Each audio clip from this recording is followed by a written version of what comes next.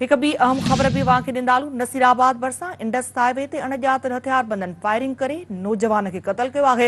हथियार बंदन जी फायरिंग में राधण वासी नौजवान तौसीक ابڙو मारिजी वियो। इतलाह ते पुलिस पहुची मढ़ अस्पताल मुंतकिल कयो आहे।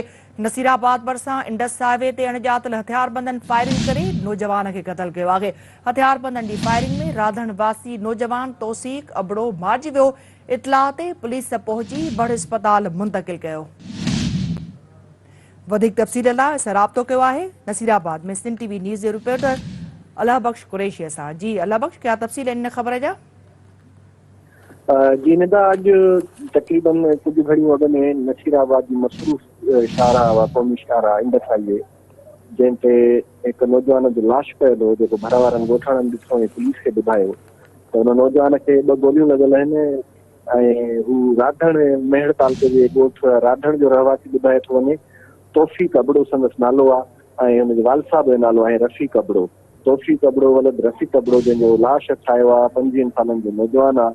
हुनखे 2 गोलियूं लॻल आहिनि ऐं हू बेदर्दी सां क़तल करे फिटो कयो वियो आहे ऐं नामालूम हथियार बंद इहा कार्रवाई करे बासानी फरार थी विया आहिनि। ॻोठाणनि जो इतलाह पुलिस खे ॾिनो। पुलिस जाइ वारदात ते पहुची लाश तहवील में वरितो।